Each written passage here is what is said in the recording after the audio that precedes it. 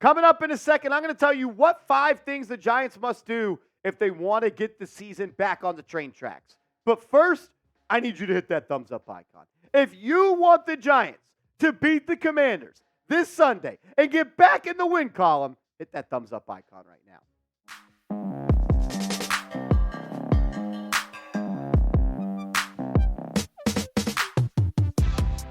All righty, let's get into it. You're watching Giants Now by Chat Sports. I am your host, Marshall Green. The facts are the facts. The Giants are 1-5. We're headed into week 7, and the season is almost lost. But I will be honest here. The easy part of the schedule is here. The hard part of the schedule is gone. You get to play the Commanders twice. You get to play the Jets, the Raiders, the Patriots, the Packers, and the Saints. You should be able to beat the Commanders twice. The Jets will be tough. They've got a good defense, but let's be honest. Zach Wilson is not a good quarterback. Giants played a good game against the Bills as well. The Raiders are a dumpster fire as well. They're beatable. The Patriots, at one point, before Sunday, had scored less points than the Boston Red Sox had runs in October. I think they played one game in October. Also, week 14 against the Packers, they haven't scored more than 20 points since week 2. In week 15 against the Saints, Pete Carmichael is the worst offensive coordinator in the league. I see a win versus the Commanders. I see a win versus the Raiders. I see another win versus the Commanders and the Patriots and the Packers and the Saints, and that gets you 7 wins on the season. And maybe you beat the Rams. That's 8 wins. Can you get to 8, 9 and be respectable? If you want to, these are the 5 things you got to do. You got to get healthy on the offensive line. No doubt about it. No other way to talk about it. If you want to get back on track, if you want to achieve any dream that you had set up for this season, you got to get healthy on the offensive line. And that starts with your all-pro left tackle, Andrew Thomas, who, according to Dan Duggan of The Athletic, he tweeted this over the weekend, he is expecting for Andrew Thomas to ramp it up this past week. But to be honest with you, I think next week, week 8, is a more likely outcome for Andrew Thomas. Has not played since week 1. Since the blocked field goal against the Dallas Cowboys, that got returned all the way back to the crib. John Michael Schmitz, your rookie center, hasn't played since week 4. It's tough to be a good O-line in the NFL. It's extremely tough to have a good offensive line with backups scattered everywhere. What if I told you, in 2 weeks, this could be your potential offensive line? There's a Band-Aid here and there. We're doing a little rotating chairs, but at the end of the day, if this is your starting 5, that's good enough to win footballs in this league and have a serviceable offense. Andrew Thomas, Justin Pugh, John Michael Schmitz, Ben Bredesen, and Evan Neal. If these are the 5 offensive linemen for the Giants heading into week 7 or week 8, I'm going to feel good about this team and potentially them winning a couple of ball games to close out this year as the schedule gets a little bit easier. I want to ask this question. We're a third of the way through the season. We've seen games without Saquon Barkley. We've seen games without Daniel Jones. We've seen games without Andrew Thomas and John Michael Schmitz. So I got to ask, who is the most important player on this football team, and why do you think that? Give me your thoughts down in the comment section right now. Something else that the Giants need to do is they need to start playing the young wide receivers more. And they did that last night against the Buffalo Bills. It was the first time that they really leaned on their young wide receivers and said, you take the ropes, you hop in the saddle, and you carry this offense.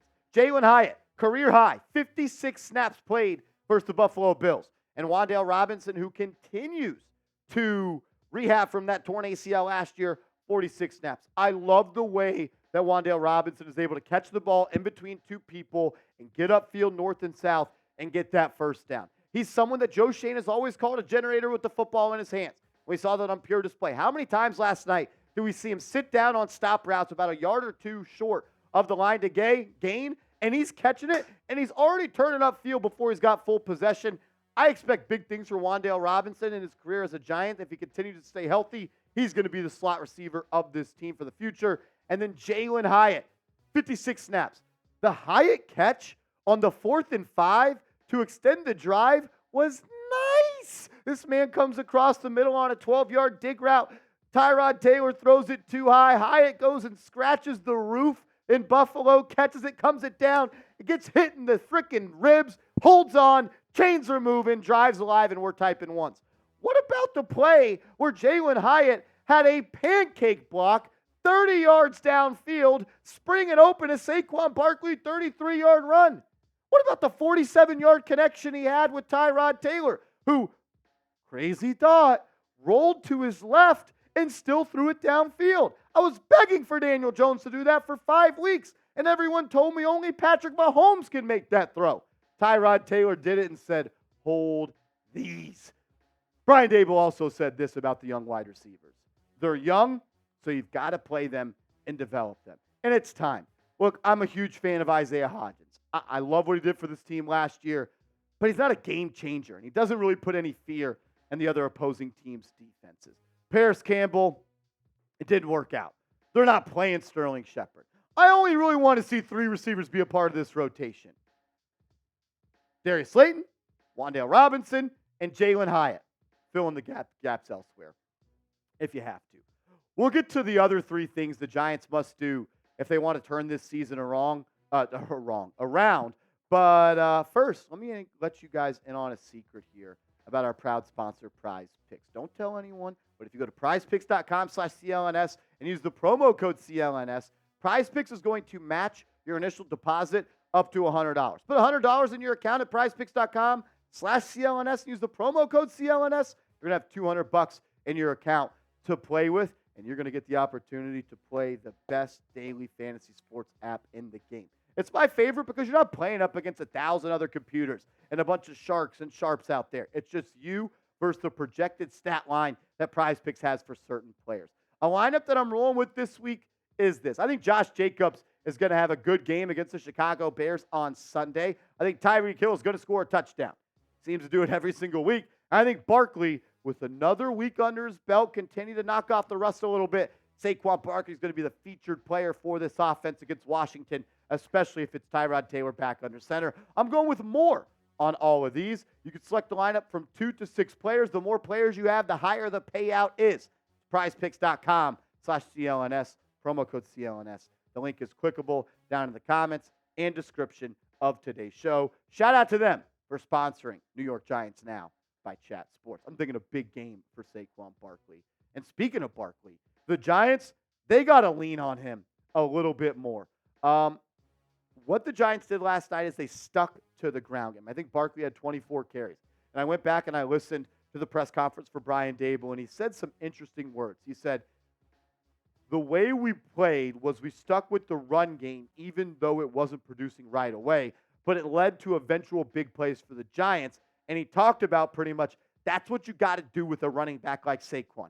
And if your offensive line can't pass protect and you're going to continue to have a backup quarterback right there, let's put the ball in the belly of 26, 24, 25 times a game. He's the best offensive player on this team at a skill position spot, and he needs to be a focal point going forward. This may seem mean and cruel. He's on a 1-year deal. No need to save him for next year. See what you got left. See if he can finish the season strong. Because if he plays good and he averages 90 rushing yards the rest of the way and he still stays healthy, maybe you do bring him back. I don't know. But I love how he finished versus Buffalo. Had a 19-yard run off the right side, had a 33-yard run off the right side, got a great block from Waller, got a great block from Jalen Hyatt. Love the way that Saquon Barkley played in his first game back after that high ankle sprain.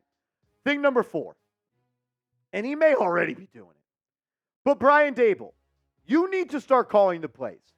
The Giants, this is incredible. I can't believe I'm saying this on October 16th.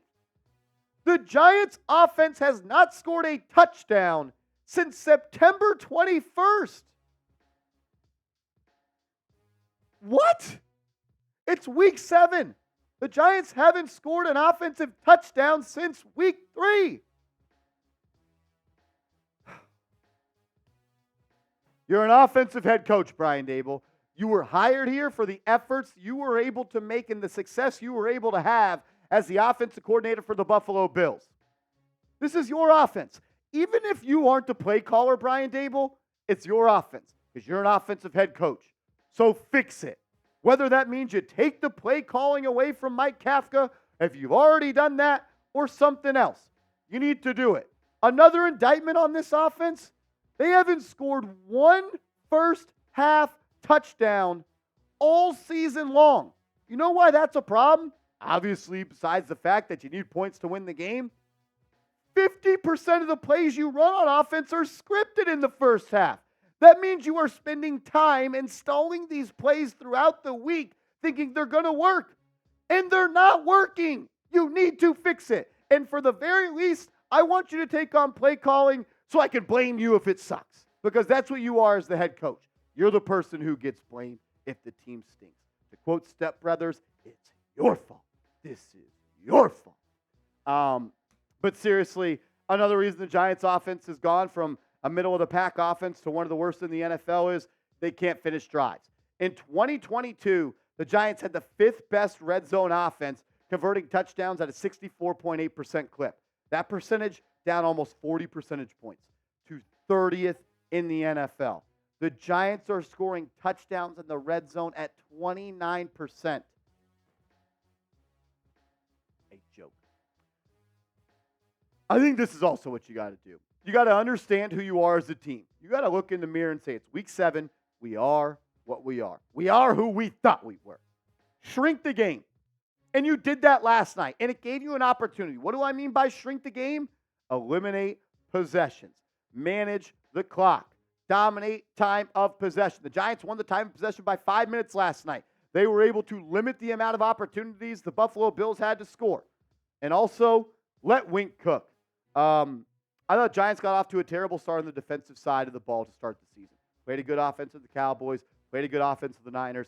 Played a good offense with the Miami Dolphins. Played a good offense in the Seattle Seahawks. But against the Seahawks, you played good. And he also did a decent job against the Dolphins. I know they had some big plays, but that's what the Dolphins are. But you absolutely, the best coach on the field last night, head coach, assistant coach, coordinator, was Wink Martindale. Held the big bad Buffalo Bills to less than 300 yards, less than $170 through the air, and forced 2 turnovers, and you won the time of possession like we talked about. And I think that starts with the middle of your defense. And that comes back to the inside linebackers that this New York Giants team has. Bobby Okereke, I thought, played bad football the first 2 weeks of the season.